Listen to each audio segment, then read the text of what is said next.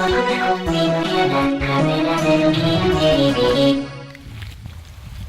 い、こんにちは、ボスケです。今回はね、私事ですが、私がね、最近借りた畑をね、紹介したいと思います。実はね、2021年の4月からね、この畑をね、借りることになりまして、ご覧の通りね、ここまだ全然開拓がされてなくって、休館地になってから更地になって、で、そこからね、まだ誰も畑として作ってないところなんですけれど、ここ1年間の契約で借りることになりました。で、更新の方はね、翌年も使いたいと思ったら延長更新もできるので、実質、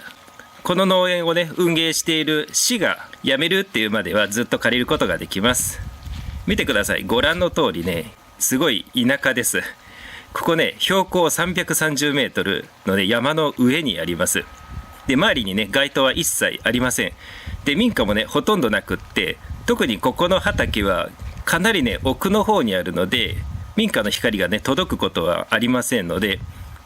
実際ね、星空は非常に綺麗だと思います。とは言ってもね、私の家から通える範囲っていうのを前提でやってますので、そこまで暗くはない場所ですね。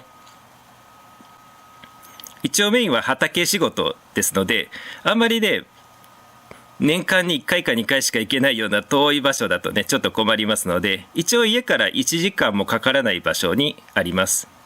ですので、無郊外というわけではなくって、一応準郊外地ですね。SQM は 20.77 って書いてありました。SQM っていうのは、スカイクオリティメーターでしたっけ？そういう機械が売ってるんですけれど、16からね、22まで計測できる計測器で測ったものだと思います。で、この 20.77 って何を示しているかっていうと、星空の1点、1秒角でしたっけ？ 1 秒角の面積の空の明るさがどれだけあるかっていうのを等級で示したものです。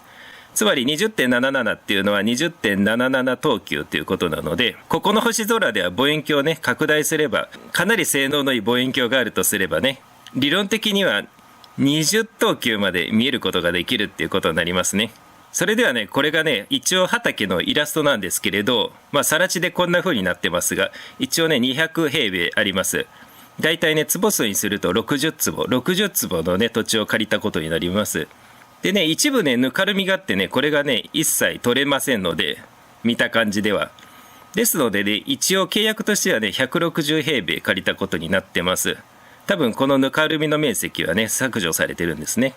で、ただね、ここトイレも水もないので、まずはね、ここをちゃんと利用するためにはね、仮設トイレでも作らないといけないので、私はまずここに仮設トイレを作ろうと思ってます。で、さらにね、休憩所。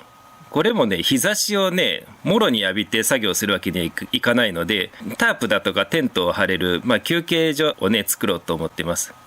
あとは道具置きですね。道具もどこかに置かないといけないので、これもね、なんとか工面しようと思ってます。